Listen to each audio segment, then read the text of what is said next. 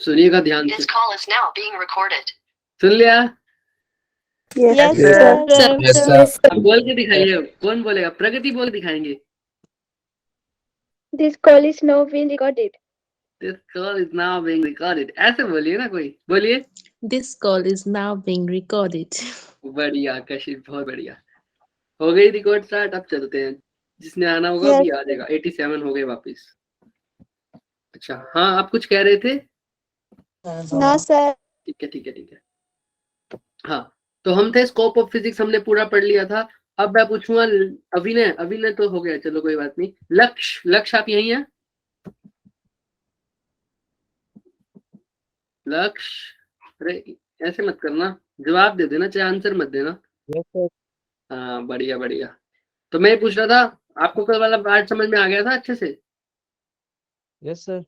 ठीक है, तो बताइए मुझे, अगर लाइट जो है वो छोटे पार्टिकल्स एटम्स पे टच कर रही है, एटम्स पे स्ट्राइक कर रही है, तो अगर मैं उस फिनोमिना को स्टडी कर रहा हूं तो वो फिनोमिना कौन सी ब्रांच में आएगा? उस ब्रांच का नाम बताइए फिजिक्स की। बता पाएंगे? लेफ्ट मत करना, नहीं आता तो आज बोल के देखेंगे सर नहीं बता पाएंगे, ऐसे बोल दीजिए, कोई बात नहीं। लक्ष्य, सर आज नहीं बता पाएंगे। कोई बात नहीं लक्ष्य, अभी हम किसी और से पूछेंगे तो आप ध्यान से सुनिएगा लेकिन, ठीक है? ठीक है लक्ष्य, आवाज आ रही है मेरी? Yes sir. Yes, ठीक sir. है। हाँ, तो अब कौन बताएगा? हैंड रेज करिए। अगर लाइट किसी लेंस पे जा रही है तो ये ब्रांच जिससे डील करेगी फिजिक्स की, उस ब्रांच का नाम बताएंगे एग्जैक्ट वर्ड में। सबने हैंड रेज करे हैं, बस इतने हैंड रेज, थोड़ा सा तो और कर लो। हाँ हाँ हाँ हाँ, very good very good very good. Keshav Sood तो हो जाएगा, बता देगा। रुक जाओ रुक जाओ रुक जाओ, नहीं बोलना नहीं बोलना। अंकुश, यस सर। हाँ अंकुश बताइए, आपसे मेरी शायद बात नहीं हुई थी, बीच में एक बार तो हुई थी। बताइए उस ब्रांच को क्या बोलूंगा मैं? Sir quantum optics. अरे क्या बात है, देखो जबरदस्त, क्वांटम ऑप्टिक्स। एक और क्वेश्चन पूछूंगा फिर आगे बढ़ेंगे। अगर टेम्परेचर का, भाई मेरे पास एक केटल पड़ी है, वो मैंने खोल के रख दी, अब ये फिजिक्स की कौन सी ब्रांच में आएगा? थर्मोडायनेमिक्स। थर्मोडायनेमिक्स। अब जो जिससे मैं पूछूंगा वो बताएगा। अब मेरे पास इलेक्ट्रॉन पड़ा है, मैं उसकी हीट के बारे में देख रहा हूँ कि वो कितनी एनर्जी लॉस कर रहा है टेम्परेचर की फॉर्म में, ऐसा समझ लो। तो ये फिजिक्स की कौन सी ब्रांच में आएगा? अनन्या शर्मा, अनन्या आप यही हैं? नहीं आता तो भी कोई बात नहीं, बस ये बता दीजिए आप यही हैं। अनन्या, देखिए तब ज्यादा दुख होगा कि स्टूडेंट होगा नहीं, है ना? साहिल वर्मा आप यही हैं? Yes sir. हाँ, तो मैं साहिल कह रहा हूँ, मैं इलेक्ट्रॉन के टेम्परेचर की बारे में बात कर रहा हूँ, इलेक्ट्रॉन की टेम्परेचर नहीं बोलूंगा, हीट एनर्जी की बात कर रहा हूँ मान लो। तो मैं कौन सी ब्रांच के बारे में बात कर रहा हूँ? Sir thermodynamics. सिर्फ थर्मोडायनामिक्स?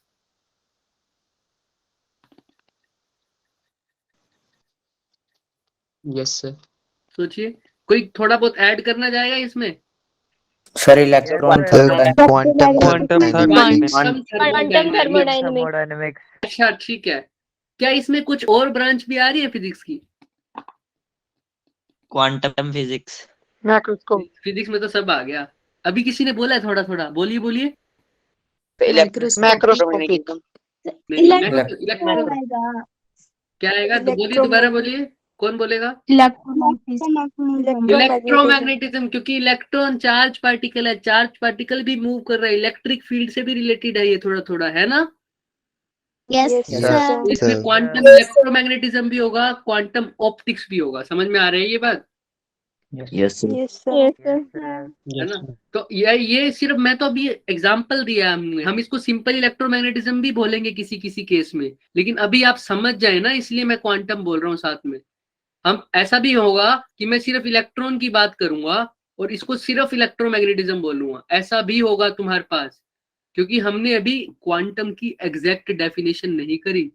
क्वांटम की एग्जैक्ट डेफिनेशन ये नहीं होती कि जो माइक्रो में काम आए, ये तो तुम्हें 11th ग्रेड के लिए बता रखा है कि हाँ ऐसी ब्रांच जो माइक्रो लेवल पे, एटॉमिक लेवल पे, माइक्रो भी नहीं एटॉमिक लेवल पर जो चीजों को स्टडी करे उसको क्वांटम बोल देते हैं। ये तुम्हें सिर्फ आगे बढ़ने का एक ABCD प्रोवाइड किया है, लेकिन हम इसकी आगे डेफिनेशन पढ़ेंगे 12th पे। समझ में आ रहा है? 12th का जब एंड होने वाला होगा हमारा। कोई डाउट Yes, किसी को? No, sir. No, sir. लेकिन हाँ, अभी हमारा स्टार्टिंग गियर के लिए, फर्स्ट गियर बाइक के लिए हमारा ये चीज ठीक है, इतना ही समझेंगे। अभी धीरे धीरे हम आगे बढ़ते रहेंगे। ठीक है, चले आगे। Yes. Yes, Yes, sir. yes, sir. Very good. Scope of physics सबने देगी। अच्छा। एक क्वेश्चन देखो, एटॉमिक एंड मोलिकुलर फिनोमेना, जिससे मैं पूछूंगा वही आंसर देगा। क्वेश्चन पढ़ लिया सबने? जिसने क्वेश्चन पढ़ लिया वो हैंड रेज करे फटाफट। अखिल बताएगा इसका आंसर। अखिल फटाफट।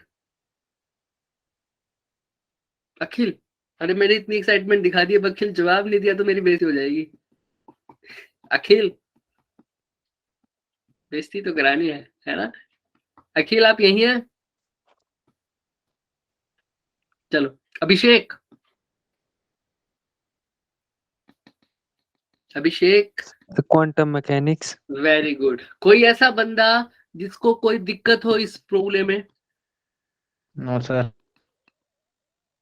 कोई दिक्कत नहीं है ना इसमें? क्वांटम वर्ड आ गया तो एटॉमिक एंड मोलिकुलर No, हमने इतना ही sir. सीखा है। sir. तो इसका आंसर क्या आना चाहिए? Option D. ऑप्शन डी आ जाएगा इसका। ठीक है? Yes. Yes, sir. Yes, sir. हाँ, Yes, sir. तो ऑप्शन डी इसका करेक्ट कर देते हैं। नेक्स्ट देख लो, इसके अंदर बता भी दिया उसने। जो न्यूटोनियन मैकेनिक्स तुमने अभी तक देखा नहीं होगा, लेकिन ये भी मैक्रो लेवल का फिनोमिना है।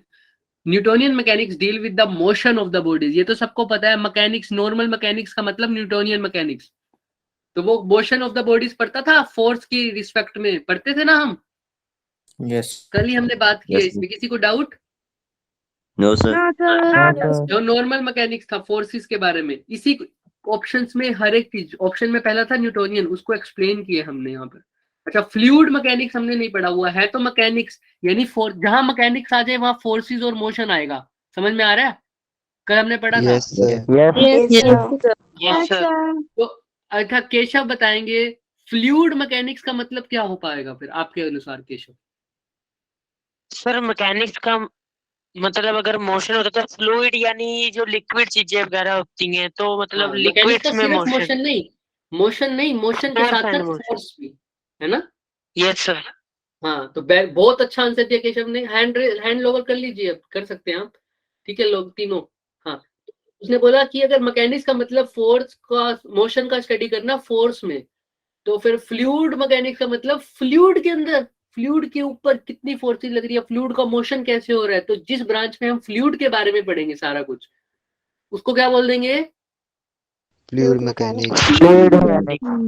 हाँ, तो देखिए इसमें लिखा भी हुआ है, fluid mechanics deals with mechanics of Fluid. Liquid. Fluid.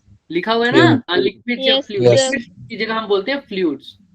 ठीक है, देखो तो इस ए और बी में किसी को कोई डाउट?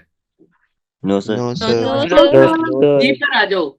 अब सी को कौन एक्सप्लेन करेंगे? आशिमा, आप यहाँ पर है, मैं आपको बताऊंगा कैसे एक्सप्लेन करना है। आपने कुछ नहीं करना, आपने सिर्फ मुझे फॉलो करना है। आशिमा, आप यहाँ हैं? डरिए मत। आशिमा, आप यहाँ हैं? हाँ तो बोल दीजिए कम से कम। चलो कोई बात नहीं, जब आप कॉन्फिडेंट हो जाए तब हाँ बोल दीजिएगा। अभिषेक, आप यहाँ हैं? Yes, sir. तो अभिषेक, मैकेनिक्स का मतलब अभी हमने पढ़ा है, क्या होता था? सोचिए। फोर्सेस को पढ़ना, मोशन को पढ़ना किसकी रिस्पेक्ट में, किसके इफेक्ट में, किसके इफेक्ट में? Forces. जब फोर्सेस लग रही हो और उस टाइम मोशन को पढ़ रहा हूं, तो वो ब्रांच क्या हो जाएगी?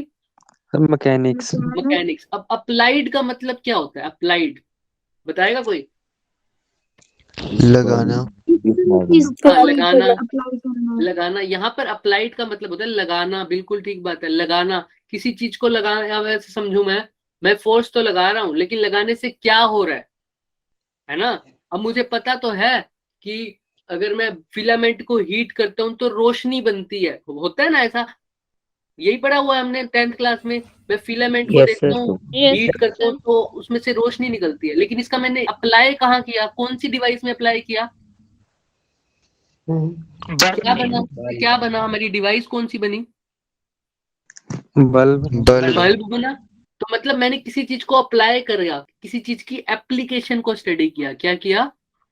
किसी की एप्लीकेशन को एप्लीकेशन पढ़ी। Very good. मेरे को ये पता था कि फिलामेंट, कोई कुछ ऐसे फिलामेंट्स हैं, कुछ ऐसे सब्सटेंस है जिसको मैं हीट दूं तो वो ग्लो करते हैं। ये तो एक फिनोमिना हो गया फिजिक्स का, जो थर्मोडायनेमिक्स और जो इलेक्ट्रोमैग्नेटिज्म से डील करता हुआ, ठीक है, या किसी भी चीज से, ठीक है। लेकिन जब मैंने क्या किया, इसको अप्लाई करा और एक नई चीज बना दी, यानी बल्ब बना दिया। क्या बना दिया? बल्ब। बल्ब बना दिया। तो मैंने इस फिनोमिना को कहीं ना कहीं अप्लाई किया है किसी डिवाइस पे, यानी इसकी एप्लीकेशन देखी है। तो इसका नाम क्या हो जाएगा? अगर मैंने इस पे देखा है तो अप्लाइड थर्मोडायनेमिक्स या अप्लाइड इलेक्ट्रोमैग्नेटिज्म, लेकिन यहाँ पर क्या होगा? Applied mechanics. तो मैं किसकी एप्लीकेशन देखूंगा यहाँ पर? बताओ। मोशन और फोर्स की। मोशन फोर्स की, यानी सिंपल भाषा में बोलूं तो मैकेनिक्स की एप्लीकेशन देखूंगा, है ना? Yes sir. जो ब्रांच फिजिक्स की ऐसी ब्रांच किसी में कोई, जो मैं सुन लो एक बार, उसके बाद पूछूंगा मैं। फिजिक्स की वो ब्रांच जो मैकेनिक्स वाली चीजों की एप्लीकेशन के बारे में स्टडी करे, यानी जो फोर्सेस के अंदर मैं मोशन को स्टडी कर रहा हूं उसका एप्लीकेशन बनाए, वो क्या हो जाए? Applied mechanics. किसी को इस वर्ड में डाउट अप्लाइड मैकेनिक्स में, फटाफट हैंड रेस करिए जिसको डाउट है। मैं नाम भी नहीं लूंगा, सिर्फ एक्सप्लेन कर दूंगा, सिर्फ आप हैंड रेस करेंगे। तो जिसको डाउट है वो हैंड रेस करना है, ठीक है? मैं दोबारा बताता हूँ, ध्यान से सुनिए। अप्लाइड का मतलब क्या होता है? एप्लीकेशन, किसी भी चीज की एप्लीकेशन। सपोज करो मुझे ये पता है कि अगर मैं फोर्स लगाऊंगा, किसी भी चीज को धकेलूंगा मैं, तो वो चीज क्या करेगी? आगे पुश। मूव करेगी, मोशन करेगी। यही होगा ना? यस न्यूटन लॉ पता है, ये तो मेरे को न्यूटन का लॉ पता है, F is equal to M इस लॉ को मैं कहीं इस्तेमाल करूंगा। इस लॉ से मान लो मैंने बाईसाइकिल बना दी। क्या बना दी? बाईसाइकिल। ये F is equal to M A को तो मैं बोल दूंगा कौन सी ब्रांच में आ गया? इसमें तो मैंने स्टडी किया है कुछ, तो वो तो हो गया सिर्फ मैकेनिक्स। लेकिन इसका यूज करके मैंने कोई नई चीजें बनाई, इसकी एप्लीकेशन यूज की मैंने। क्या की? इस्तेमाल किया। तो ये बाईसाइकिल सिर्फ मैकेनिक्स नहीं होगी, ये क्या होगी? Applied mechanic. Applied applied mechanics. यानी मैकेनिक्स को मैंने कहीं अप्लाई किया है। समझ में आ गया है बात? Yes yes sir. तो जिसको समझ में आ गया वो ठीक है, जिनको नहीं आया वो अभी भी हैंड रेज रखिए, बाकी सारे हैंड डाउन कर लीजिए। ठीक है, तो मैं सबका समझ लूं आ गया। Okay great. तो न्यूटोनियन, अब इसको पढ़ भी लेते हैं हम। अप्लाइड मैकेनिक्स को देखिए, देखिए क्या लिखा हुआ है। Applied mechanics deal with the forces and it's applications. हमने पढ़ लिया ना ये बात? यस अभी हमने सर। यही तो पढ़ा है कि एप्लीकेशन के बारे में स्टडी करेंगे। तो इसमें किसी को डाउट? क्वांटम तो हम पढ़ ही चुके हैं। मैकेनिक्स का मतलब वही, बट कौन से लेवल पे आ जाएगा आप क्वांटम में? एटॉमिक एंड सब एटॉमिक लेवल पर चीजों को स्टडी करेंगे। तो कोई डाउट? No sir. क्लियर। ये देखो इसका आंसर भी बना दिया, जो ग्रीन कलर किया हुआ है वो उसका आंसर है। अब यहाँ पर आ जाता है, देखिए अब कौन इसमें थोड़ा सा सोचेगा। जिसने क्वेश्चन पढ़ लिया और जिसको आंसर आ चुका है वो हैंड रेस करिए फटाफट।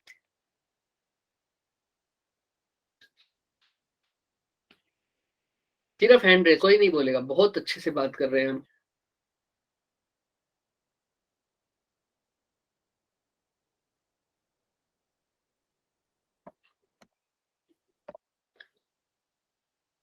अच्छा, जो वो थे जिनका नाम हमें भूल गया, मैं सॉरी, आपका नाम, जो स्टूडेंट की आईडी से लॉगिन थे, आपका नाम क्या था?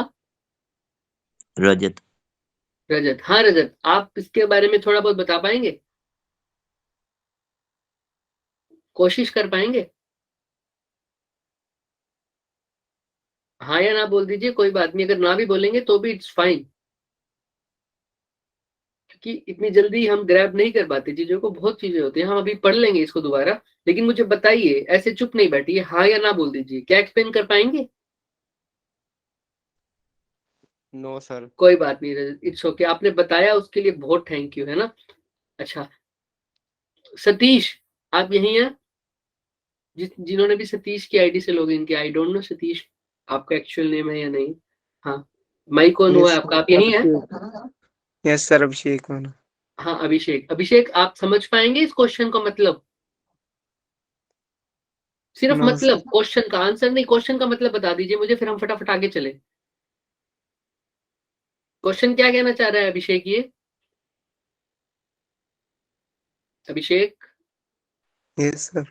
हाँ क्वेश्चन पढ़ लीजिए। अच्छा क्वेश्चन पढ़ दीजिए मुझे, क्या लिखा हुआ है? हम इकट्ठे पढ़ते हैं। अभिषेक अपना माइक ऑन करिए एक बार आप, पढ़िए। Newtonian Newtonian mechanics could not explain. इसका मतलब क्या हुआ कि न्यूटोनियन मैकेनिक्स क्या एक्सप्लेन नहीं कर पाता। Thank you so much. Explain नहीं कर सकता। क्या नहीं कर सकता आप बताइए, थोड़ा बहुत आपको आइडिया, तुक्का लगाइए। चलो अच्छा, ABCD कुछ भी बोल दीजिए, जय माता दी करके एक बारी बोलिए कुछ। अरे बोल दो। Movement of planets. Movement of planets, ठीक है, थैंक यू। अच्छा कार्तिक शर्मा, आप यही हैं? Yes sir. आपको क्या लगता है answer? Sir option B. Option B. जो ऑप्शन सी के पक्ष में है वो हैंड रेस करिए फटाफट। अरे मैंने दिखाई दिया। जो ऑप्शन सी के पक्ष में है हैंड रेस करिए, सी के। तो इन सबको लग रहा है आंसर सी है। अच्छा अर्नब को लग रहा है आंसर सी है? नहीं लग रहा। मधु को लग रहा है आंसर सी है। ऋषभ को और अभिनव को लग रहा है आंसर 3 है। मधु, मधु आपको आंसर सी ही लग रहा है? मधु Yes, sir. हाँ आप बताइए आपको आंसर सी क्यों लग रहा है? क्योंकि सर जैसे कि प्लैनेट्स पे तो उसने सर्च तो किया नहीं था न्यूटन ने। ये बात भी बिल्कुल सही हो सकती है ना, इन्होंने अपना बिल्कुल सही जगह इस्तेमाल किया। उल्टा मैं आपको लोगों को कहूंगा कि आप लोग भी तो सोचते इस बात को, इसको न्यूटोनियन मैकेनिक्स बोल रखा है, आपने ये क्यों नहीं बोला न्यूटोनियन का मतलब न्यूटन? लेकिन एक्चुअल में आपको मैं बताऊं तो किया है। मधु, आपको मैं एक्चुअल में बताऊं, हाँ बिल्कुल ठीक, कि यस सर। न्यूटोनियन मैकेनिक्स में ना न्यूटन ने जो जो लॉ दिए थे ना वो यूज हो रहे हैं। तो जो प्लैनेट्स में जो हमारा रेवोल्यूशन हो रहा है ना प्लैनेट्स का, वो ग्रेविटेशन के अकॉर्डिंग ही हो रहा है। वो ग्रेविटेशन फोर्स ही लग रही है एक्चुअल में। जो हमारा जो मान लो अर्थ सन के अराउंड घूम रही है हमारी, वो किस वजह से Yes, घूम sir. रही है? क्योंकि अर्थ और सन के बीच में कौन सी फोर्स है? ग्रेविटेशन। और ग्रेविटेशन फोर्स के बारे में किसने बताया था? न्यूटन ने। है ना, तो ये तो आंसर नहीं हो सकता। आप समझ में आया आपको Madhu? Yes sir. Thank you. Madhu समझ में आया आपको? या नो बोला या यस? Yes sir. हाँ देखो, ये होता है डेयरिंग बच्चे, है ना, जो अगर हमने जो सोचा है हमने हाथ तो खड़ा किया है, बिल्कुल सही। देखो आपको एक डाउट क्लियर होगा अब सबको। सी ऑप्शन में तो कोई कंफ्यूजन नहीं है? No sir. No sir. आप बताइए सिमरन, सिमरन आप बताइए, आपने हैंड रेज किया हुआ, आपको क्या लगता है आंसर? Sir B. बी, और इसका आंसर बी ही है। हम पीछे पढ़ चुके हैं एटॉमिक के लिए हम कौन सा ब्रांच यूज करते हैं, उसका नाम क्या था? मैकेनिक्स। क्वांटम। मैकेनिक्स नहीं बोलेंगे क्योंकि हमें नहीं पता फोर्स है या क्या। क्वांटम। क्वांटम वर्ड यूज करेंगे। अगर फोर्स होती तो मैकेनिक्स करते हैं ना, अभी क्वांटम फिजिक्स बोलेंगे। क्या बोलेंगे? क्वांटम। ठीक है, तो न्यूटोनियन मैकेनिक्स नहीं यूज करेगी। अच्छा अब इसने मैकेनिक्स बोल रखा है तो आप यहाँ पर क्वांटम मैकेनिक्स भी लिख सकते हैं स्पेशली। लेकिन यहाँ पर अगर न्यूटोनियन फिजिक्स होता, वैसे न्यूटोनियन मैकेनिक्स ही ज्यादा अच्छा रहता है क्योंकि न्यूटन ने ज्यादा काम इस पे किया था। लेकिन न्यूटन के और भी काम हैं, अभी आप लोगों को नहीं बताएंगे लेकिन आगे हैं। तो ठीक है, सबको ये क्लियर है कि ऑप्शन बी है इसका? Yes sir. दीक्षा आपको कोई डाउट है तो पूछिए, वरना हैंड लोअर कर सकते हैं आप। ठीक है, अब बात आती है, हाँ केशव आपका डाउट है आई थिंक। सर एक बार ये भी बता दो कि ए और डी क्यों नहीं है? बिल्कुल ठीक है, अभी बताते हैं। Fall of bodies on the earth. देखिए बहुत अच्छा क्वेश्चन है कि ए और डी क्यों नहीं है। अब आप ये बताइए केशव की कोई बॉडी नीचे गिर रही है अर्थ पर, तो वो क्यों गिर रही है? ग्रेविटी की वजह से। ग्रेविटी, और ग्रेविटी जो बताई थी वो किसने बताया था? न्यूटन ने। तो ये तो न्यूटोनियन मैकेनिक्स एक्सप्लेन कर पाएगी या नहीं? यस सर, कर पाएगी। अच्छा, लास्ट बताते हैं, फ्लाइट ऑफ रॉकेट्स। ये हमने पिछले, हमें इसमें पता लग जाएगा, ये जो हमने पढ़ा था, ये देखिए, न्यूटन का थर्ड लॉ। रॉकेट्स किस में आ रहे हैं? रॉकेट वाला पार्ट, मैकेनिक्स। रॉकेट मैक्रो में आ रहा है या माइक्रो में आ रहा है?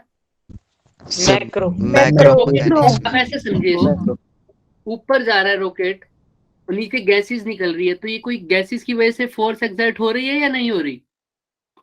Yes sir. ना, बिल्कुल ठीक है, सबने ये बोला। केशव, आप सेटिस्फाई हैं इस बात से? Of course sir. हाँ, कि गैसेस नीचे जा रही है जिसकी वजह से रॉकेट को ऊपर की तरफ एक पुश मिल रहा है, तो यानी यहाँ पर एक फोर्स लग रही होगी, राइट, गैसेस की वजह से। सर। तो ये फोर्स जो है, ये फोर्सेस के बारे में किसने बात की थी सबसे पहले? न्यूटन। और हम ऐसे भी बोल सकते हैं कि न्यूटोनियन मैकेनिक्स में हम फोर्सेस के बारे में भी स्टडी करते हैं। जो ये वाली, जो इसके अंदर, क्या रॉकेट के ऊपर ग्रेविटेशनल फोर्स नहीं लग रही होगी? सर लग रही होगी। बिल्कुल लग रही होगी। जब इसका हम पढ़ेंगे तो आप लोगों ने शायद पढ़ भी लिया होगा, रॉकेट प्रोपल्शन, एक हाँ जी, टॉपिक आता है। Newton third law. हाँ, उसके अंदर न्यूटन के लॉ लगते हैं, तो इसलिए ये न्यूटोनियन मैकेनिक्स में कवर्ड हो जाएगा, रॉकेट वाला भी और ये वाला भी। मतलब मैं इसको यहाँ पर काट दूंगा क्योंकि ये एक्सप्लेन कर सकते हैं, ठीक है। तो सर, हमारे तो एटम पे नहीं लगती ग्रेविटेशनल फोर्स? अब बात ये भी आती है कि एटम पे ग्रेविटेशन फोर्स नहीं लगती। बच्चे, बिल्कुल लगती है एटम पे ग्रेविटेशनल फोर्स। यही बात हम लास्ट में, बहुत अच्छा क्वेश्चन है, आज ही पूछते रहिए, ये बात हम यहाँ पे डिस्कस करेंगे। ये आपको दिख रही है 4 फोर्सेस? Yes sir. हाँ, जो ग्रेविटेशनल फोर्स होती है ना केशव, वो बहुत वीक फोर्स होती है। क्या होती है? वीक फोर्स होती है। इससे भी ज्यादा एक स्ट्रॉन्ग फोर्स होती है जो एटम्स के अंदर काम करती है।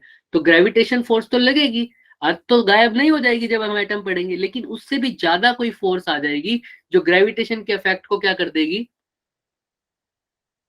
ओवरकम कर देगी। वैसी बात है ना कि एक बंदा यहाँ खड़ा है, उसको एक बंदा यहाँ से खींच रहा है 10 न्यूटन की फोर्स से, एक बंदा यहाँ से खींच रहा है 25 न्यूटन की फोर्स से, तो क्या 10 न्यूटन की फोर्स लग नहीं रही यहाँ पर? सर लग रही है। लेकिन बॉडी जाएगी कहाँ पर? 25 सेम हैपन होता है, यहाँ पर भी सेम थिंग होती है कि ग्रेविटेशन लगती है, लेकिन वो कैसी हो जाती है? वीक। समझ में आया? ठीक है। Yes sir. हाँ, तो हम आगे चल सकते हैं। किसी को और कोई doubt? No sir. No sir. Great, बहुत अच्छे से इंट्रोडक्शन हुई है। फिजिक्स, अब बात करते हैं। ये देखो, ये हम सब पढ़ चुके हैं, इसलिए मैंने वहां पर टाइम लगाया था ताकि हमारा यहाँ पे टाइम बच जाए। क्यूरियोसिटी सबने पढ़ लिया? Yes sir. प्रिडिक्शन सबने पढ़ लिया? एलिगेंस ऑफ फिजिकल लॉज और एप्लीकेशन पार्ट सबने पढ़ लिया? अब फिजिकल लॉज की बात में हम बात करेंगे नेक्स्ट, अभी थोड़ी सी आगे जाके। बाकी ये बताइए, इन तीनों चीजों में किसी को डाउट है? ये फिजिक्स में हमारी एक्साइटमेंट कहाँ कहाँ रहती है, ये वो बता रहा है बॉस। क्यूरियोसिटी सबसे पहले होती है हमें, प्रिडिक्शन भी हम करते हैं फिजिक्स में, करते हैं या नहीं करते? है ना। फिजिकल लॉज को स्टडी करते हैं ना हम। न्यूटन के लॉज क्या थे, हमने पढ़े थे, ग्रेविटेशन हो गया, इलेक्ट्रोमैग्नेटिज्म वाले लॉ हो गए, अभी हम पढ़ेंगे उनके बारे में आगे। एप्लीकेशन के बारे में हमने अभी देखा कि एप्लीकेशन किसी चीज की कैसे रखते हैं, सबने देखा? Yes sir. बाईसाइकिल वाला एग्जांपल दिया था मैंने। Yes sir. विशाली, आपका बच्चे हैंड रेज है, विशाली और अखिल, आपने कुछ क्वेश्चन पूछना है? सर एक बार प्रिडिक्शन वाला समझा दो। हाँ, प्रिडिक्शन वाला समझाते हैं, बिल्कुल। प्रिडिक्शन क्या होता है बच्चे, देखो, अब मैं इसी को न्यूटन वाले एग्जांपल से बताता हूँ। देखो, अब न्यूटन ने क्या किया था कि एप्पल को नीचे देखा गिरते हुए, एप्पल नीचे गिरते हुए देख रहा है न्यूटन, है ना। तो उसने देख लिया भाई ये एप्पल गिर रहा है ऐसे। तो अब न्यूटन ने क्या देखा होगा, एक बड़ी सी चीज फेंकी होगी उसी हाइट से, मान लो, सपोज करो, या इससे भी अच्छा एग्जांपल, हम छत पे खड़े हैं,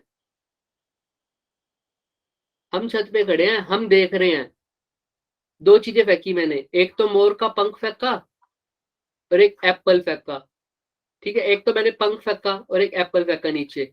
तो मैं ये प्रिडिक्ट कर रहा हूं उसके गिरने से पहले ही।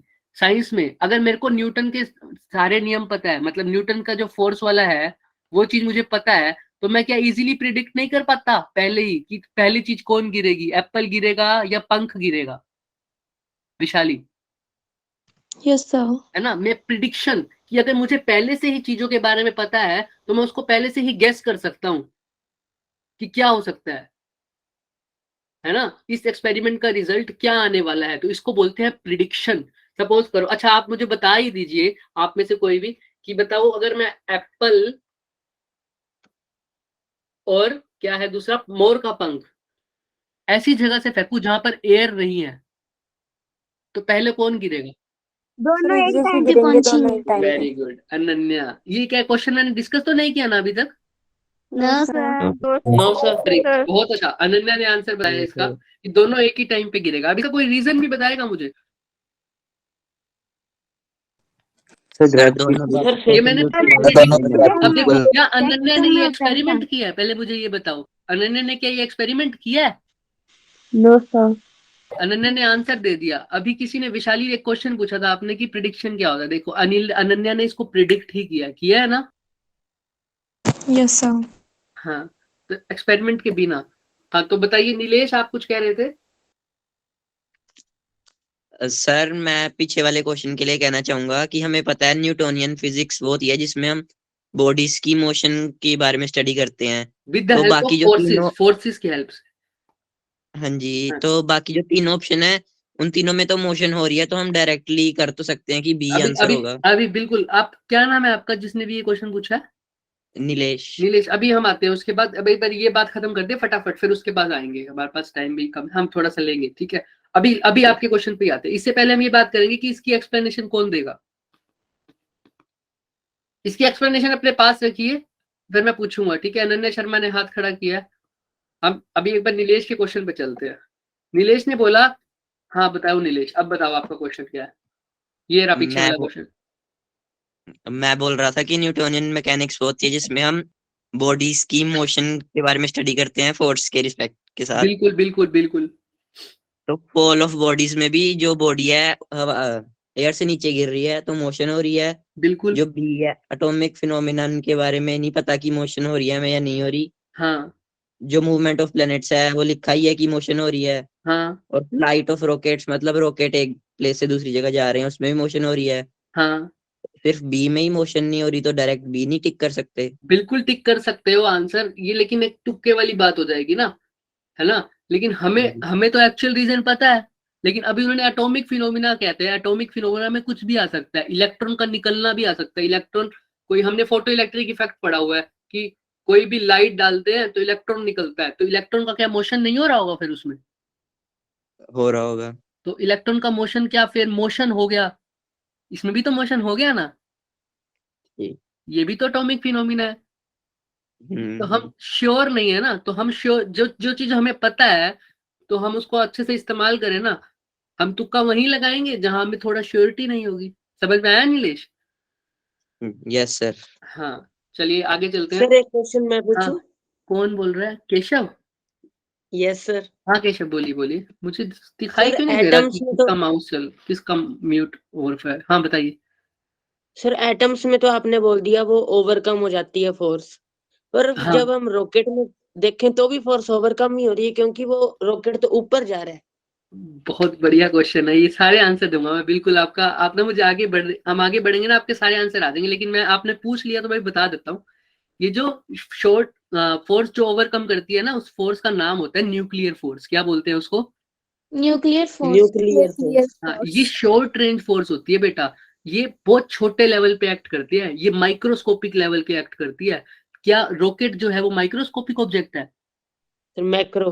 मैक्रो। इसलिए इसकी इसकी स्ट्रेंथ तो बहुत ज्यादा है, लेकिन इसकी रेंज जो है ना वो बहुत छोटी है। ये ज्यादा दूर तक एक्ट नहीं कर सकती। लेकिन ग्रेविटेशन की स्ट्रेंथ तो बहुत कम है, लेकिन ये ज्यादा दूर तक एक्ट कर सकती है। मैक्रो बॉडी पे भी एक्ट कर सकती है। इसलिए जब हम रॉकेट की बात करते हैं ना, तो वो वाली जो न्यूक्लियर फोर्स है ना वो कम पड़ जाती है, वो हावी नहीं हो पाती, क्योंकि वो बहुत छोटे लेवल पे काम करती है। लेकिन रॉकेट तो बड़े लेवल की चीज है ना, मैक्रो लेवल का। ठीक है केशव? Yes sir. सेटिस्फाई हुए हैं थोड़ा बहुत?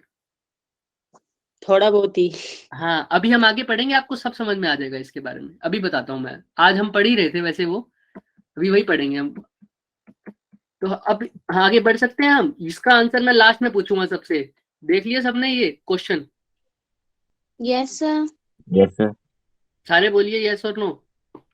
यस हम कोशिश करेंगे आज केशव वाला क्वेश्चन भी कर ले। देखिए, अब ये तो वही नॉर्मल चीज है कि साइंस और टेक्नोलॉजी से हमारे पास क्या हो सकता है कि हमारे पास नई नई डिवाइस ही जा सकती है। Need for technology leads for the development of physics, ये हम पढ़ चुके हैं कि किसी चीज को प्रॉब्लम आएगी तो हम टेक्नोलॉजी में उसको कैसे कन्वर्ट करते हैं। जैसे हमने आदि मानव वाली केस करा, मैंने इसलिए वहां पर ज्यादा टाइम लिया ताकि यहाँ पर हम स्किप कर सके। सबने देख लिया होगा नई नई चीजों का आविष्कार कैसे हुआ था। Yes, sir. किसी को इसमें तो कोई डाउट नहीं, ये वही चीजें एक्सप्लेन कर रहे हैं। No, sir. नो बस सर फिजिक्स, इस लाइन में किसी को कोई दिक्कत है तो बताए। Physics leads to invention of new technology. No, no sir. Sir No, sir. अभी कोई दिक्कत है? अखिल नहीं है? ठीक है। सर रिपीट कर दो।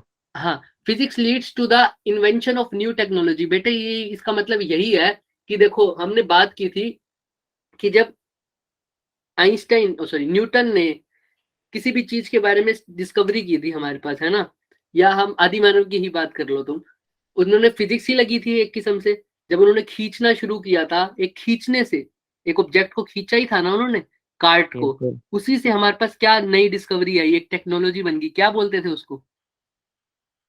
उस डिवाइस का नाम क्या था सर किसका?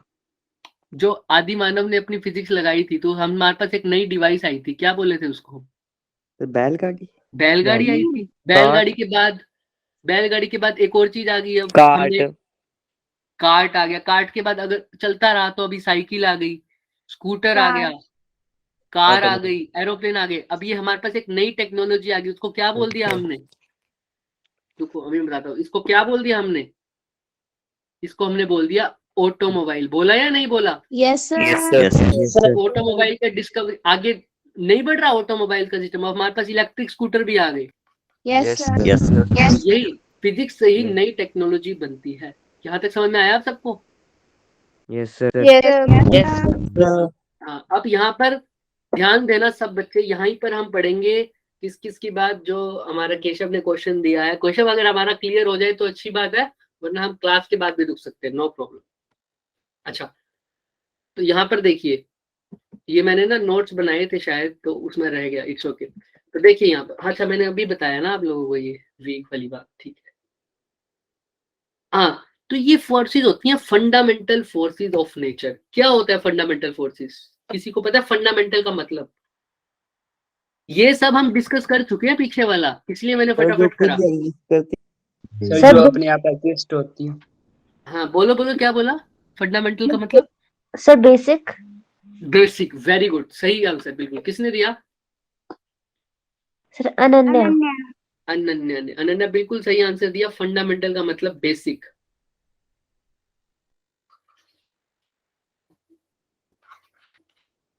बेसिक फोर्सेस, जो हमारे नेचर में जो बेसिक फोर्सेस हैं, उन फोर्सेस के बारे में डिस्कस करेंगे अब हम। सबको समझाई दे रहा है?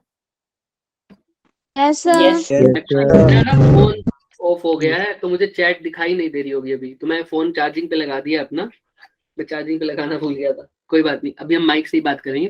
दिखाई तो दे रहा है ना सबको? मैं Yes, sir. Basic sir. Fundamental forces के बारे में हम पढ़ेंगे अब तुम्हें पता होना चाहिए कि बेसिक का मतलब तुम्हें पता है, बहुत ही सिंपलेस्ट फोर्सेस। क्या? बहुत ही सिंपल इसका जो आंसर होगा ना कि फंडामेंटल फोर्सेस होती, इनका मतलब क्या है, इसका आंसर हम फोर्सेस को पढ़ने के बाद करेंगे, वो ज्यादा समझ में आएगा। अभी हम फोर्सेस के बारे में पढ़ेंगे, ठीक है। अभी के लिए इतना ही समझो कि बेसिक फोर्स आज ही कर लेंगे या कल तक हो जाएगा हमारा, नो डाउट। लेकिन अभी के लिए सिर्फ इतना समझिए, बेसिक फोर्सेस के बारे में हम पढ़ रहे हैं, लेकिन हमें ये नहीं पता कि बेसिक फोर्सेस होता क्या है। मैं बताऊंगा ये, ठीक है? यस सर हाँ, तो देखो आपको 4 फोर्सेस दिख रही होंगी। सबसे पहली फोर्स क्या दिख रही है, वो तो सब बता सकते हैं। ग्रेविटेशनल।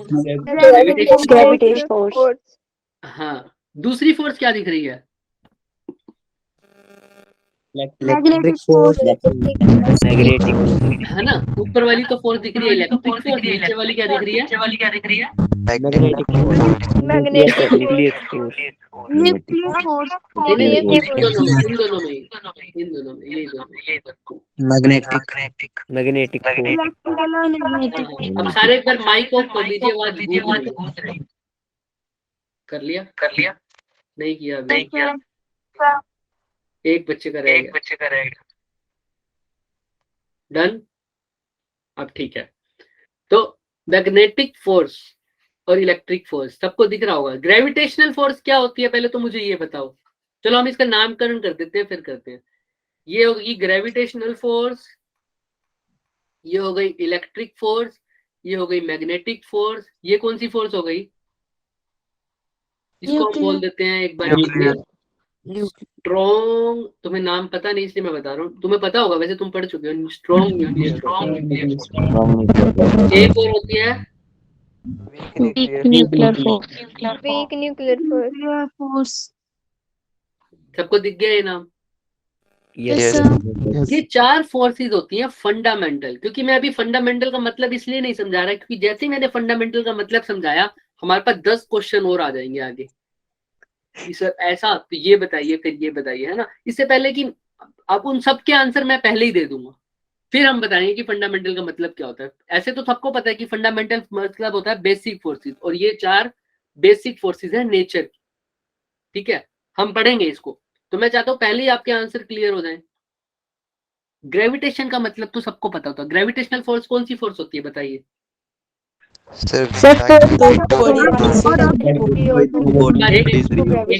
एक बारी में एक बच्चा।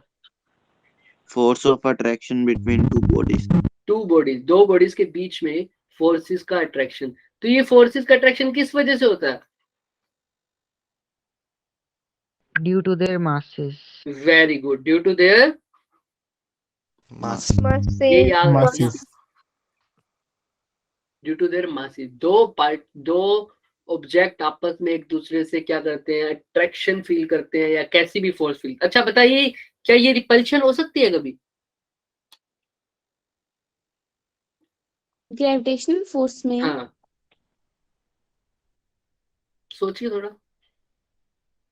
हम यही पढ़ते आए हैं ना कि ग्रेविटेशन फोर्स क्या? It is the force of attraction between two massive objects. यही पढ़ा है सबने?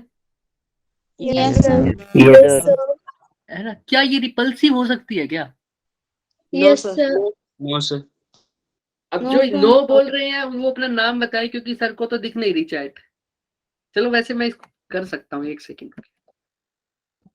अब बताइए, जो नो बोल रहे हैं ना वो अपना हैंड रेस करिए एक बारी।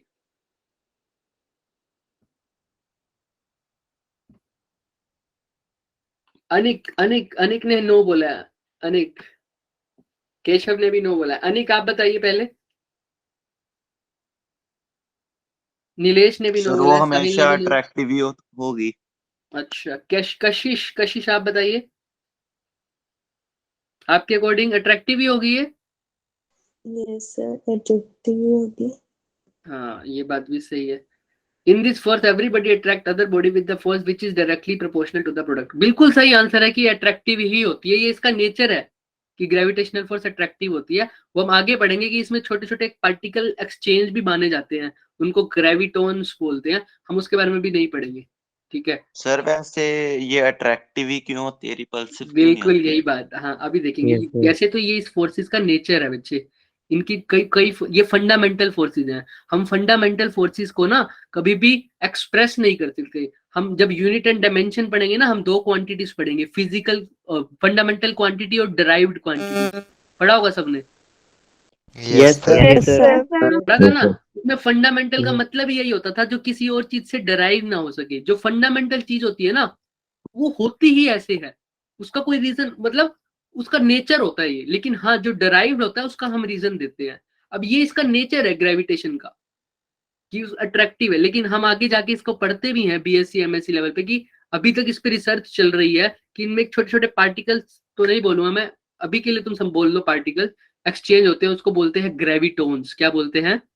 हाँ, रीजन इसका ग्रेविटेशन में तुम्हें ये भी मिलेगा कि जब कोई बॉडी, क्योंकि मास के ऊपर कोई चार्ज नहीं होता, होता है कोई चार्ज?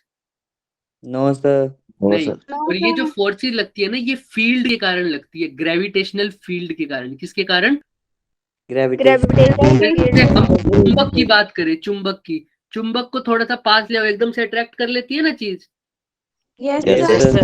तो चुंबक के अराउंड एक फील्ड होता है जिसके अंदर वो अट्रैक्ट कर लेती थी। जो ऐसे ही हर मास के अराउंड उसका एक अपना फील्ड है, हर मास के पास उसका अपना एक फील्ड है। मैं हूं, मेरे पास अपना एक फील्ड है, मैं चीजों को अट्रैक्ट करता हूं। अब क्वेश्चन ये उठता है कि भाई ये मेरा पेन है, ये मैं हूं, क्या आप लोगों को हम दोनों आपस में अट्रैक्ट होते हुए दिख रहे हैं? No sir. हमने तो अभी ग्रेविटेशन के अंदर यही बात करी है क्या, कि दो मासी बॉडी आपस में हमेशा क्या करेंगे? अट्रैक्ट। और ये लो, ये भी मास है, ये भी मास है। और कोई अगर ये बोले कि मैं फोर्स लगा रहा हूँ इस पे, लो मैंने यहाँ रख दिया लैपटॉप के ऊपर, इसके ऊपर कोई फोर्स, अभी नेट फोर्स 0 है और मैं यहाँ खड़ा हूँ, क्या मैं पेन की तरफ जा रहा हूँ या पेन मेरी तरफ आ रहा है? No sir. क्या ग्रेविटेशनल फोर्स गलत बोल रहा है? सर अट्रैक्ट हो रही है आप पर, मास के कारण ये बहुत कम है मास, तो इसलिए अट्रैक्शन फील नहीं हो रहा। चलो ऐसा ही एक और पेन और ले लूं यहाँ पर, तो क्या वो अट्रैक्ट होता दिखेगा? No sir. बिल्कुल सच बोल रहे हो, मास का इम्पैक्ट है इसमें, लेकिन अर्थ के कंपैरिजन में मास कम है सर। इसके कंपैरिजन में, अर्थ के कंपैरिजन में मास वेरी गुड, ये भी एक आंसर है इसका, बहुत अच्छा, और बहुत अच्छा आंसर है ये भी। तो अर्थ के कंपैरिजन में इसका मास, किसने बोला ये आंसर? केशव ने, नीलेश ने, किसने बोला? नीलेश ने। बहुत अच्छा आंसर है। हाँ, दोनों ने बोला, दोनों को कंग्रेचुलेशंस, ठीक है। लेकिन अब मेरी बात सुनो कि अर्थ के कंपैरिजन में इसका मास कम है, तो इसका मतलब क्या हुआ? सर आप भी अट्रैक्ट कर रहे हैं पेन को, बट अर्थ भी अट्रैक्ट कर रही है ग्रेविटी के कारण। अट्रैक्ट तो कर रहे हैं, बट वो हमें फील नहीं हो रहा है। बिल्कुल यही पूछ रहा हूँ मैं, क्यों फील नहीं हो रहा है? आज के लिए होमवर्क लेंगे। मास ज्यादा है, एक रीजन तो बिल्कुल सही बोला कि मास ज्यादा है आज के लिए, लेकिन इसको होमवर्क लेंगे, अच्छे से पढ़ के आएंगे कि मैं और आसपास के बंदे आपस में अट्रैक्ट क्यों नहीं होते दिख रहे। एक आंसर तो बिल्कुल सही दिया कि मास ऑफ अर्थ ज्यादा है, मैं समझ गया हूँ तो तुम बोलना चाहते हो कि अर्थ का मास ज्यादा है, तो अर्थ भी मेरे को ज्यादा अट्रैक्ट कर रही है कि मैं जितना पेन पे फोर्स लगा रहा हूँ, उतना फोर्स, उससे ज्यादा फोर्स अर्थ मेरे पे भी लगा रही है और पेन पे भी लगा रही है ना? Yes sir. हाँ, ये मैं तुम्हारी बात समझ गया हूँ, ये एक रीजन सही है, लेकिन इसको अच्छे से समझ के आएंगे, बहुत अच्छे से, ताकि ये सबको समझ में आ जाए। ये रीजन सही है, लेकिन आज के लिए इसको होमवर्क रखेंगे। Yes sir. समझ में आ रहा है? क्वेश्चन है। Yes sir. Yes sir. हाँ, कौन बोल रहा है? कोई क्वेश्चन किसी का आया? आई थिंक मैं नीलेश बोल रहा हूँ सर। अगर हम दो बॉडी फटाफट बोलेंगे हम, हाँ, ताकि हम थोड़ा आगे भी चलेंगे ना। अगर हम दो बॉडीज को वैक्यूम में रख दें तो वो अट्रैक्ट हो जाएंगे एक दूसरे के पास? आपको क्या लगता है? नो सर आई थिंक हो जाएंगी, क्योंकि मास पे डिपेंडेंट है, एयर पे नहीं। हाँ अच्छा, नीलेश आपका आंसर आप खुद देंगे, मैं आपको हिंट देता हूँ, आप दे देंगे आंसर, ठीक है? नो। मैं पेन को वैक्यूम में फेंकता हूँ तो क्या पेन नीचे गिरता है या नहीं गिरता? नहीं गिरता। सोच लीजिए, अभी हमने एक क्वेश्चन किया था कि एप्पल वैक्यूम का सर, मतलब गिरता क्या है? है। एयर नहीं है। गिरते हैं सर। तो अगर मैं वैक्यूम सर- में पेन को नीचे फेंकूंगा तो पेन नहीं गिरेगा? सर मैं 1 मिनट कंफ्यूज हो गया हूँ, रुको। हाँ, आप सोच लीजिए इतना, बिल्कुल गिर ठीक है। जाएगा सर। सोचिए, वैक्यूम का मतलब डिवॉइड ऑफ एनीथिंग, मतलब किसी कुछ भी नहीं है उसके अंदर, है ना? हम क्वेश्चंस तो बहुत लेते हैं, लेकिन हम मतलब पीछे हो जाएंगे थोड़ा सा, है ना? उसमें सिलेबस में आपका संडे को फिजिकल वर्ड का टेस्ट है, याद रखना इस बात को। नीलेश, आपने आंसर सोचा? आप सोचिए, इतने हम आएंगे आपके पास, ठीक है? अभी तक के लिए नीलेश सोच रहे हैं, नीलेश की बात का हम आंसर देंगे। हाँ नीलेश, सोच लिया क्या? नहीं हाँ, सोचिए, उसी के अंदर आंसर छुपा है आपके क्वेश्चन का। तो हमें ये समझ में आया कि फोर्स जो मासेस की वजह से लग रही है उसको बोलते हूँ ग्रेविटेशनल फोर्स। हालांकि अभी इसके ऊपर ज्यादा जोर देने की जरूरत नहीं है, इन पूरी फोर्सेस का अलग से चैप्टर है हमारे पास, क्योंकि ये फंडामेंटल बेसिक फोर्स है, इनके बिना जीवन संभव नहीं है। तो ग्रेविटेशनल फोर्स का हम 11th में पूरा चैप्टर पढ़ेंगे, इलेक्ट्रिक फोर्स का हम पूरा चैप्टर पढ़ेंगे 12th में, मैग्नेटिक फोर्स का हम पूरा चैप्टर पढ़ेंगे, न्यूक्लियर फोर्सेस का हम पूरा चैप्टर पढ़ेंगे 12th में। तो आपको घबराने की जरूरत नहीं है कि आज नहीं समझा तो कभी नहीं समझ पाएंगे, पूरा चैप्टर में समझना है इसको। अभी तो हम सिर्फ ABCD सीख रहे हैं, ठीक है, तो हम सब कुछ कवर भी नहीं कर पाएंगे। मधु सर संडे को सिर्फ फिजिक्स का नहीं सबका होगा आई थिंक टेस्ट, तो ठीक है। तो यहाँ तक समझ में आ गया? Yes, sir. आगे चलते हैं, 4 मिनट ही पड़े हैं। हाँ, अब बात करते हैं इलेक्ट्रिक फोर्स। इलेक्ट्रिक फोर्स तो सबको पता होगा, क्या होती है electric force? Force of attraction between two charges. दो चार्जेस की वजह से जो फोर्स लगे, है ना। वो चार्जेस कैसे भी हो सकते हैं, पॉजिटिव नेगेटिव कैसे भी, है ना। Yes sir. Yes, sir. Magnetic forces के लिए हम ज्यादा नहीं डीप में जाएंगे, अभी मैग्नेट को हम ऊपर ऊपर से पढ़ेंगे क्योंकि हम मैग्नेट का चैप्टर पढ़ेंगे। तो आपको जो फोर्सेस मैग्नेटिक फील्ड के कारण, अभी एक चीज याद रखेंगे, जैसे इलेक्ट्रिक चीजों के पास इलेक्ट्रिक फील्ड होता है, वैसे मैग्नेटिक चीजों के कारण क्या होता है? Magnetic field. मैग्नेटिक फील्ड समझ में आ रहा है? या आप इसको भी छोड़ दीजिए, ये दो चुंबक आपस में अट्रैक्ट हो रही हैं या दूर जा रही है, तो उसको मतलब कौन सी फोर्स, कोई फोर्स लग रही होगी तभी ऐसा हो रहा होगा। राइट और रॉन्ग?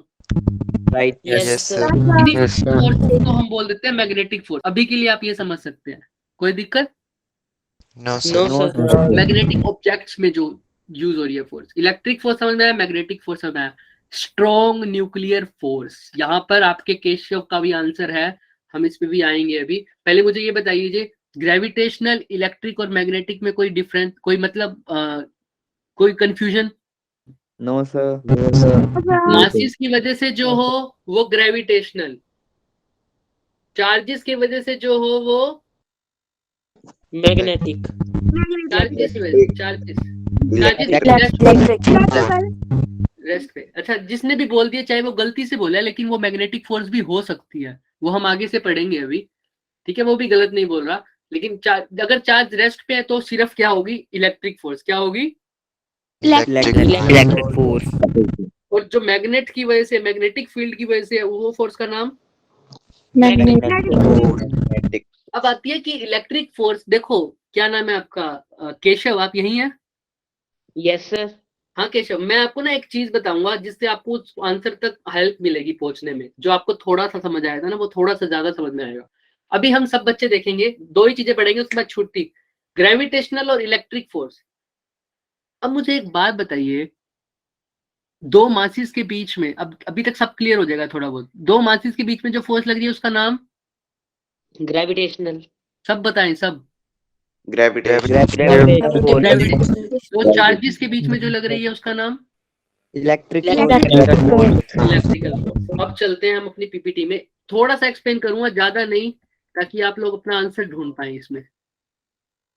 और मैं आज आपको लोगों को कहूंगा, आप नेट सर्च मत करिएगा, अपना दिमाग लगाइएगा बस चीजों में। अब जब नेट से करना होता है, मैं आपको अपना भी बोल देता हूँ, गूगल कर लीजिए। अब अपना दिमाग लगाना। तो हमने दो फोर्सेस पढ़ी भाई, एक तो मासिस की वजह से और एक चार्जेस की वजह से। इसको बोला ग्रेविटेशनल, इसको बोला इलेक्ट्रिक फोर्स। और मैं इसके अंदर वो भी कह देता हूँ मैग्नेटिक की वजह से, मैग्नेट की वजह से। इन दोनों को इकट्ठा बोल दूं तो इलेक्ट्रो भी हो जाए और मैग्नेट भी हो जाए, तो इस इकट्ठी नाम क्या हो जाएगा इसका? Electromagnetic force. इसको मैं ऐसे बोल रहा हूँ अभी के लिए, ठीक है। इसमें इलेक्ट्रिक फील्ड और मैग्नेटिक फील्ड दोनों के बारे में बात कर रहा हूं मैं, इलेक्ट्रोमैग्नेटिक फोर्स, ठीक है। हालांकि हम इसकी डेफिनेशन बहुत अच्छे से इनके चैप्टर्स में पढ़ेंगे। अच्छा, अब मेरी बात सुनिए, एटम के बारे में चलते हैं। एटम के पास, एटम के अंदर क्या होता है? न्यूक्लियस। न्यूक्लियस के अंदर क्या होता है? Electron, neutron. और इसके चारों तरफ चक्कर क्या लगाता है? हम अभी इस पिक्चर से वाकिफ है एटम की, है ना। एक्चुअल पिक्चर तो हम 12th में देखेंगे, अभी तो हम इसको पता है हमें ऐसा होता है ना। Yes sir. हालांकि अब ये मत कह देना कोई कि सर पहले शेल में 2 ही इलेक्ट्रॉन आते हैं, वो आप सब अब बड़े हो चुके हो, है ना।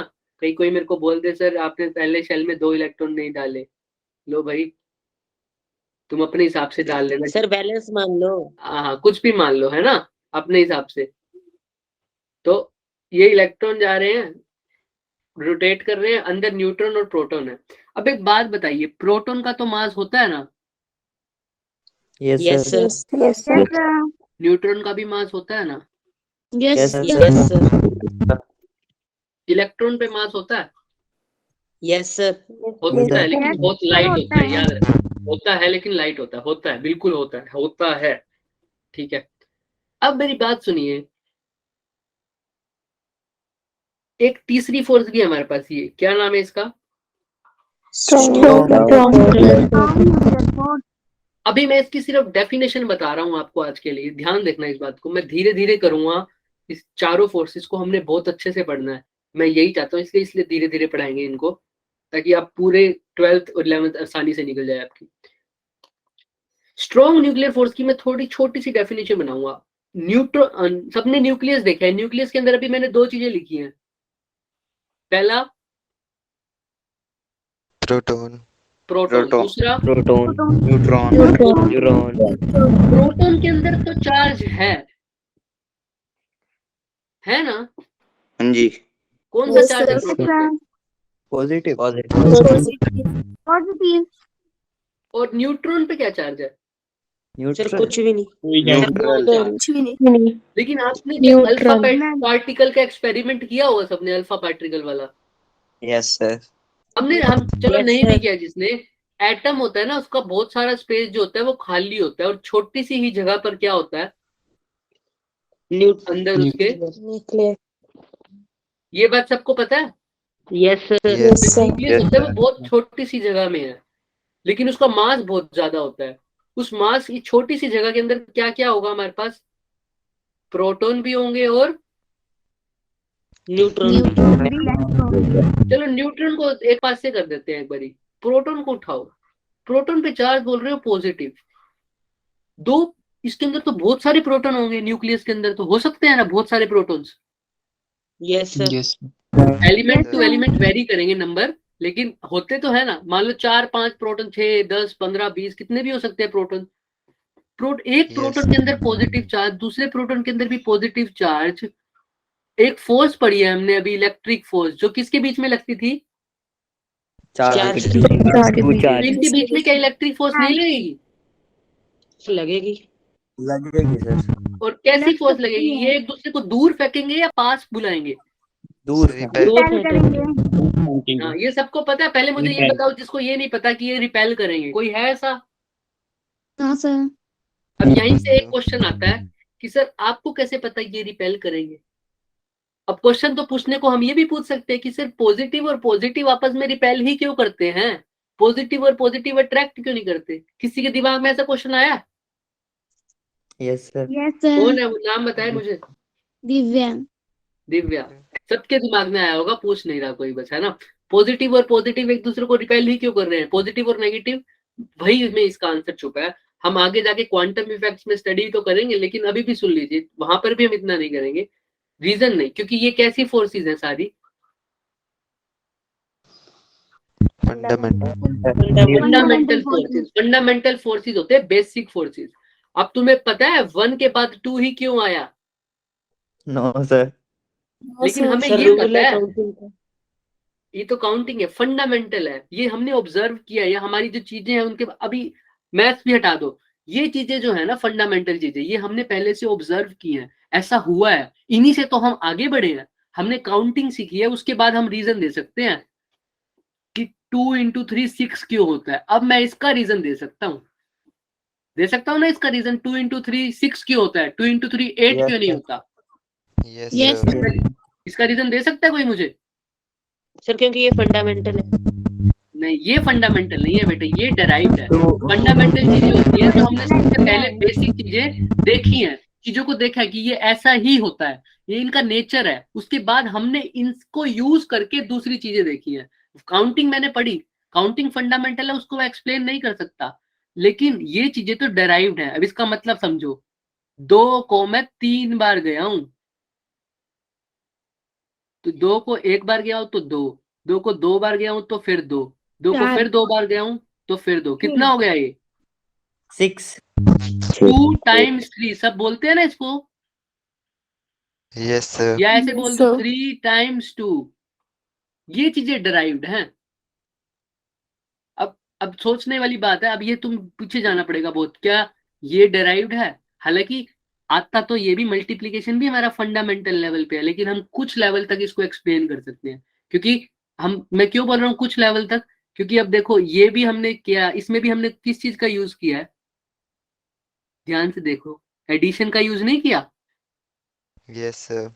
तो एडिशन भी हमारी फंडामेंटल चीज है, उसको भी अब मैं बोलूं कि मल्टीप्लाई में मैंने एडिशन का यूज कर दिया, एक्सप्लेन तो नहीं हुआ। अब एडिशन को एक्सप्लेन करूं, एडिशन को एक्सप्लेन कैसे करूं, ये कौन एक्सप्लेन करेगा कि 2 + 2 4 होते हैं, ये भी फंडामेंटल चीज है ना, समझ में आ रही है। इसको यूज करके हम मैथ्स की प्रॉब्लम का एक्सप्लेनेशन कर सकते हैं पूरे तरीके से, कि अगर अब दो बंदे अगर टॉफी लेके आ रहे हैं, एक टॉफी अगर आ रही है 4 रुपए की, तो 2 टॉफी कितने की आएगी?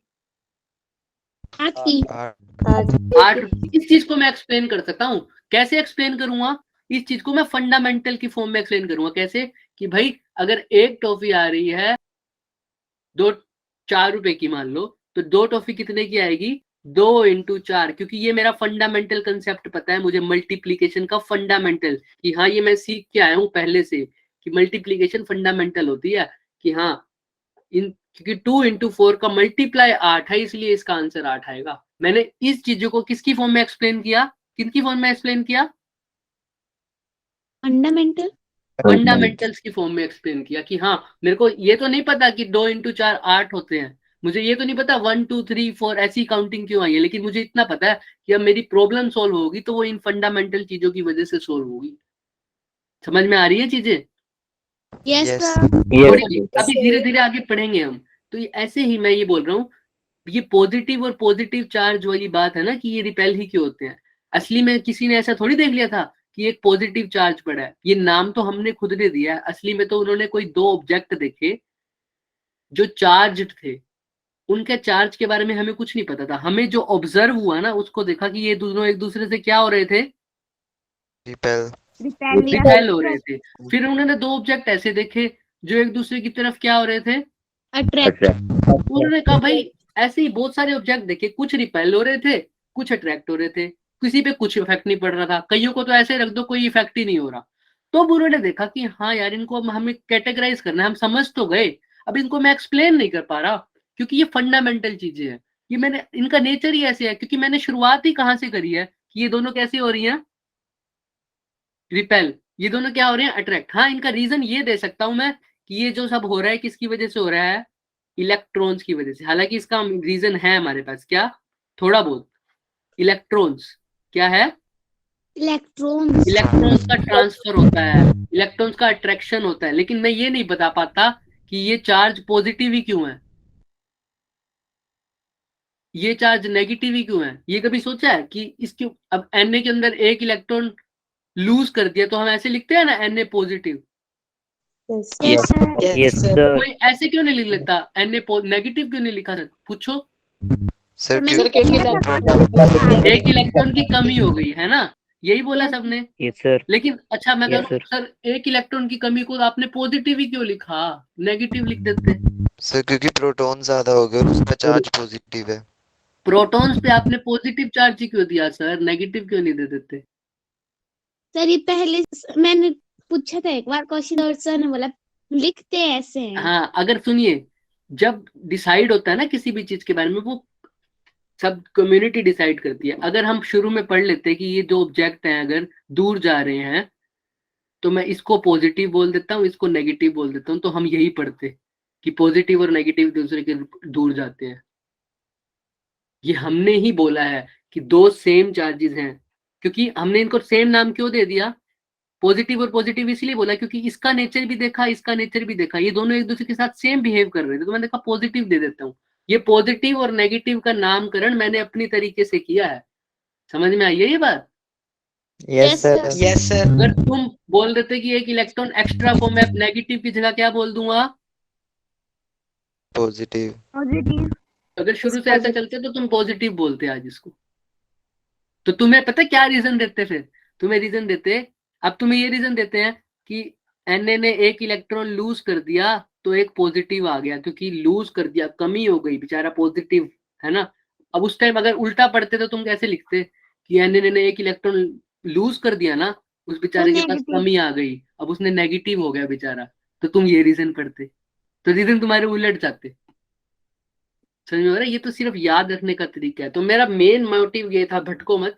फंडामेंटल चीजों को हम इतनी अच्छे से एक्सप्लेन नहीं कर पाएंगे, उनको मैं ऑब्जर्व कर सकता हूँ, थोड़ा बहुत एक्सप्लेन करने की कोशिश कर सकता हूँ, लेकिन फंडामेंटल की हेल्प से मैं और सब कुछ एक्सप्लेन कर सकता हूँ, मेरे पास जो कुछ भी है। समझ में आ रही है? Yes sir. यस यही Yes, फंडामेंटल की डेफिनेशन है जो मैं लास्ट में कराने वाला था, और मैंने सबसे पहले करा दी क्योंकि आप लोगों ने इंटरेक्ट इतना अच्छा किया। फंडामेंटल फोर्सेस इन नेचर का मतलब ही यही है कि बेसिक फोर्स जिनकी हेल्प से मैं बाकी जितनी भी फोर्स है हमारे नेचर में, जितनी भी फोर्सेस हैं, उन सबको क्या कर सकता हूँ? एक्सप्लेन एक्सप्लेन कर सकता हूँ। और यही तुम डायमेंशन में पढ़ोगे। फंडामेंटल क्वांटिटीज वो क्वांटिटीज हैं जिनकी हेल्प से मैं कितनी भी क्वांटिटीज को क्या कर सकता हूँ? डिराइव कर सकता हूँ। देखो अब एग्जांपल देखिए, हम इसको कल पढ़ेंगे, अभी थोड़ा सा देखो। ये बस लास्ट है, जिस ये है लेंथ एल, लेंथ को मैं क्या लिखता हूँ? एल में ही क्यों लिखता हूँ? किसी के पास इसका आंसर है? नो सर नहीं है, लेकिन मेरे को पता है लेंथ एक फंडामेंटल क्वांटिटी है इसलिए। लेकिन वेलोसिटी का तुम बता सकते हो क्या होती है वेलोसिटी की डायमेंशन? सबको पता होगी, L-1। क्यों होती है मैं बताता हूँ रीजन। वेलोसिटी को किसमें मेजर करते हो? मीटर पर सेकंड। मीटर भी एक फंडामेंटल क्वांटिटीज है, इसको मैं बोलता हूँ लेंथ में हमेशा, है ना? सेकंड भी एक फंडामेंटल क्वांटिटी है जिसको मैं किसमें बोलता हूँ? टाइम में हमेशा, इसलिए इसकी डायमेंशन होती है LT-1। लेकिन मुझे ये नहीं पता कि मैं सेकंड को टाइम में ही क्यों, टी में ही क्यों लिखता हूँ, मैं मीटर को एल में ही क्यों लिखता हूँ। हाँ, मैं इसको मान के अगर चलूं तो मैं ये बता सकता हूँ कि वेलोसिटी को मैं LT-1 क्यों लिखता हूँ। आगे मैं कितनी भी क्वांटिटीज एक्सप्लेन कर दूंगा फंडामेंटल की हेल्प से। समझ में आ रहा है? यस सर वेलोसिटी क्या होगी? Yes, sir. Derived quantity. क्या हो गई? फंडामेंटल लेकिन लेंथ क्या हो गई? फंडामेंटल फंडामेंटल कहीं भी आ जाए फिजिक्स में, तो ऐसी चीज जो बेसिक है, जिसकी हेल्प से मैं बाकी सारी चीजों को क्या कर दूंगा? एक्सप्लेन एंड डिराइव तुम पढ़ोगे इसको कि तुमने ग्रेविटेशन पढ़ा, तुमने इलेक्ट्रोमैग्नेटिक पढ़ा। अब नॉन फंडामेंटल फोर्सेस मैं बताऊं, एग्जांपल दूं, टेंशन फोर्स। इन चारों फोर्स में कहीं तुम्हें टेंशन फोर्स दिख रही है? No sir. बताओ, किसी को दिख रही है? No sir normal reaction N किसी को दिख रहा है? नो सर तो वो फोर्सेस जो हैं वो हम इन फंडामेंटल की फॉर्म में एक्सप्लेन करेंगे, उनको डेराइव्ड फोर्सेस बोलते हैं। तो अब यहाँ तक समझ में आया फंडामेंटल फोर्सेस क्या होते हैं? सिर्फ यही। इससे आगे हम कल बात करेंगे, ठीक है? अब बहुत टाइम हो गया बच्चों। अभी तक जिसको डाउट है मैं यही खड़ा हूँ, इसी अभी, हाँ, आज हम इसी के ऊपर डाउट पूछेंगे क्योंकि ये हमारा टॉपिक थोड़ा रिग्रेस है, ठीक है? इसके अंदर किसी को कोई डाउट है? मैं यही रुका हुआ हूँ, बाकी सारे जा सकते हैं जिसको ज्वाइन करना है। मैंने पिछले वाला क्वेश्चन को थोड़ा मॉडिफाई करके पूछना है अब। हाँ हाँ, आप रुकिए, बाकी जिसने जाना है बेटा जा सकते हो, जिसने रुकना रुक सकते हैं। आप पूछिए नीलेश, मेरी तरफ से कुछ वो नहीं है बॉन्डेज, अब आगे कुछ नहीं बनाऊंगा मैं, अब सिर्फ प्रॉब्लम्स लेंगे 2 या 3 मिनट। हाँ नीलेश। अगर अच्छा, हम एक सेकंड, किसी को कोई डाउट अभी तक? No sir. नो सर का? यस पक्का सर। हाँ ठीक है ठीक है। अभी देखता हूँ, मेरे को भी टाइम टेबल याद नहीं है नवीन, आप लोगों को मिल जाता है। मैं मीटिंग का लिंक तो मैं ही भेजूंगा आपको, अगर आएगी तो देख लेना, ठीक है? सर फ्राइडे को ही है हाँ फ्राइडे को होगी फिर। Bye bye bye. हाँ आप नीलेश बोलिए। कि हम एक पूरा स्पेस मान लेते हैं जिसमें कोई भी प्लेनेट, ब्लैक होल वगैरह कुछ भी नहीं है। हाँ फिर वहां पर हमने 2 ऑब्जेक्ट को छोड़ दिया है। हाँ, तो उस केस में तो दोनों आपस में ही एक दूसरे के पास आएंगे ना? डिपेंड करता है, उसके आसपास कुछ भी नहीं है, हाँ कुछ भी नहीं है। बिल्कुल आएंगे क्योंकि 2 मासीज आपस में अट्रैक्ट करते हैं। लेकिन वो पूरा सिस्टम आइसोलेटेड है, उसके आसपास जैसे अर्थ जैसी भी कोई चीज नहीं है ना? Yes sir. हाँ बिल्कुल आएंगे, पास आएंगे। अब डिपेंड करता है, देखो यही चीज है ना, इन्हीं चीजों पे रिसर्च चल रही है। आइंस्टाइन ने जो बोला था ना, उन्होंने बोला था कि ये फोर्स नहीं, ये एक स्पेस टाइम का कर्व है।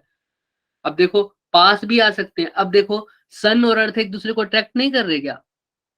कर रहे हैं, तो क्या सन अर्थ के पास जा रही है या ऑर्बिट में चक्कर लगा रही है?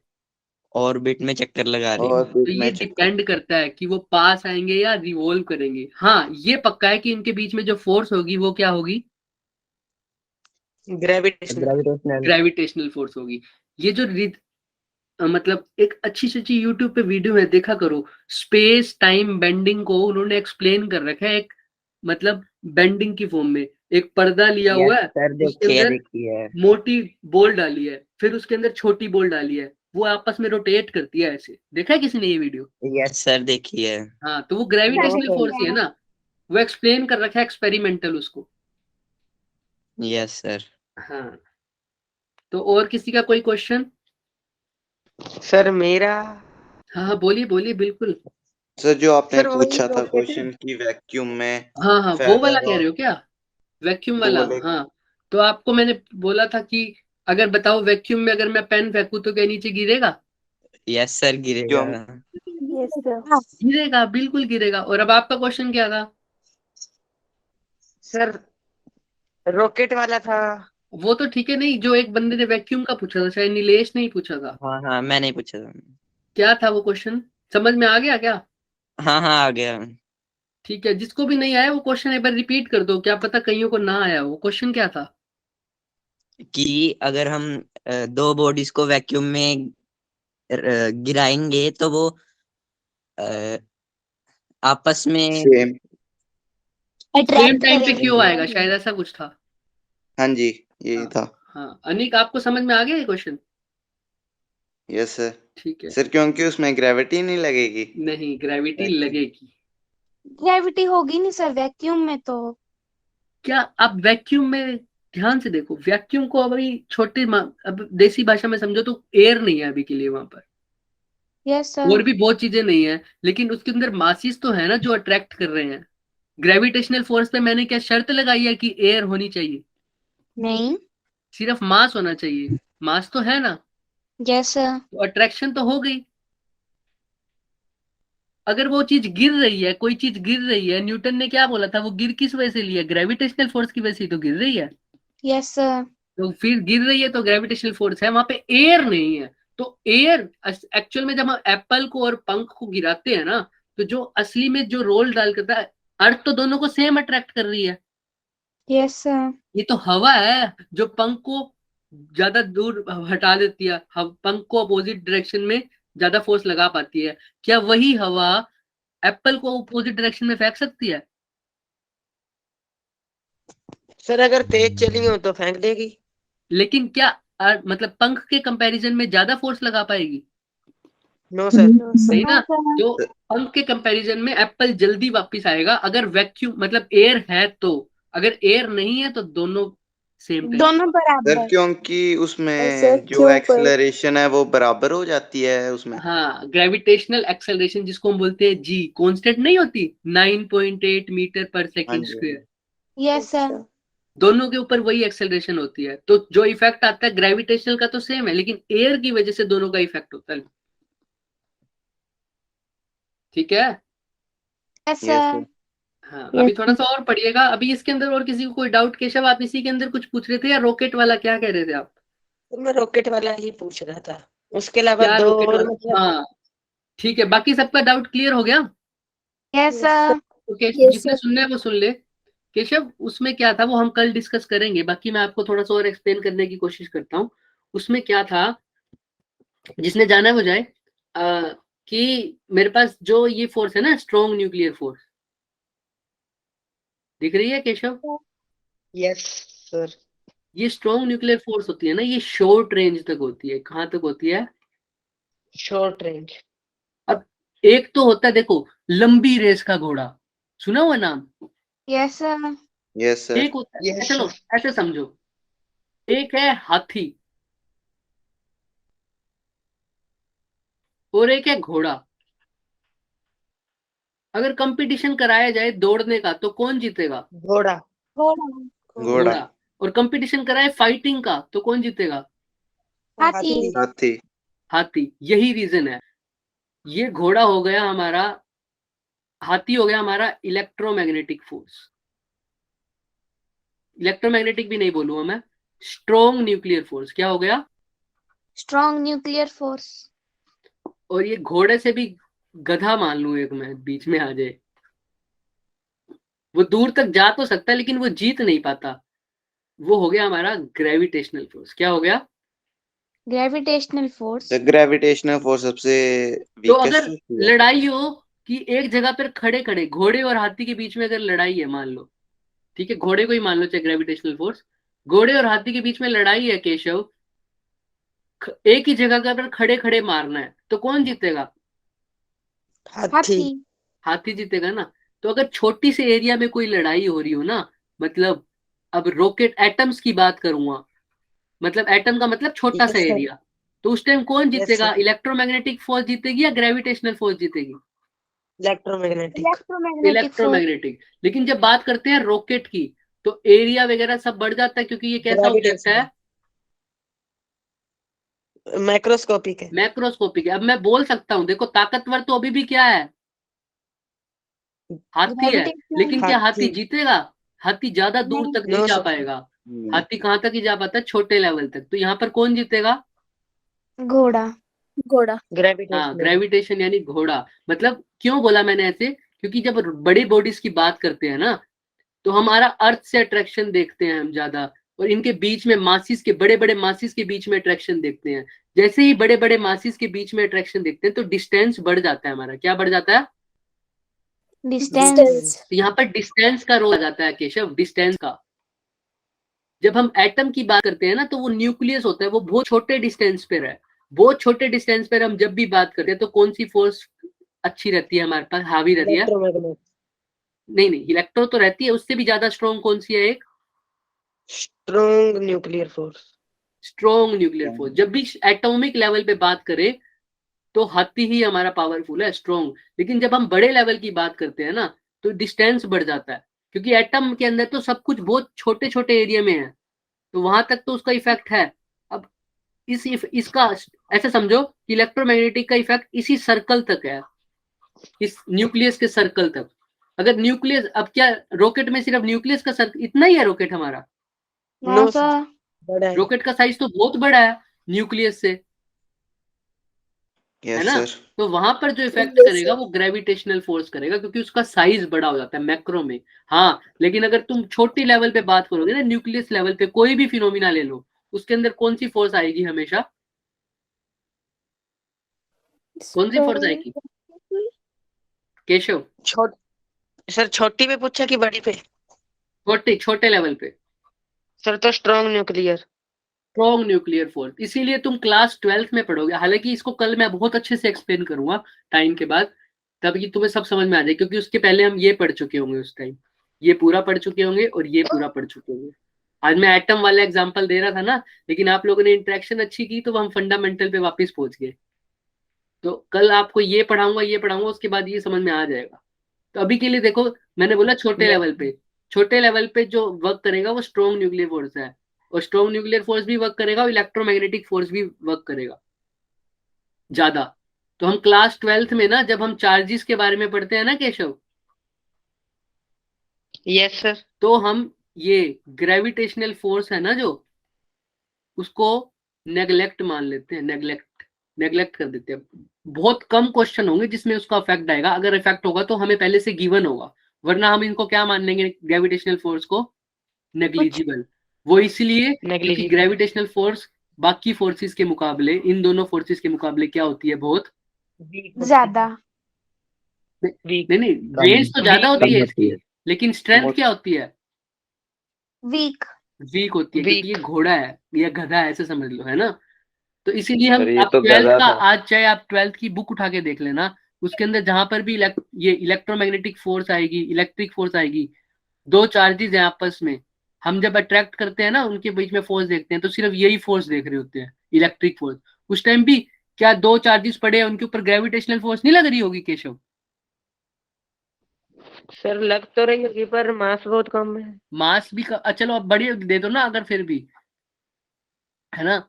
लेकिन क्यों होता है ऐसा? क्योंकि जो इलेक्ट्रिक फोर्स है ना, वो फोर्स क्या होता है? हमेशा स्ट्रॉन्ग होता है। स्ट्रॉन्ग होता है, इसलिए हम दूसरी वाली फोर्सेस को नेग्लेक्ट कर देते हैं। बस यही रीजन है, इसको हम कल स्टेप बाय स्टेप पढ़ेंगे तो आपको ज्यादा क्लियर हो जाएगा। यस ठीक है sir, Keshav? Thank you sir. हाँ नो प्रॉब्लम केशव, अब इसको थोड़ा सा देखना, आपको समझ में भी आएगा। हाँ, और किसी का कोई डाउट? No sir. हाँ सर। ठीक है, थैंक यू बच्चों, meeting Thank you, thank you sir. Okay sir, good night sir. Good night good sir. Night. कोई Right, sir. Good night.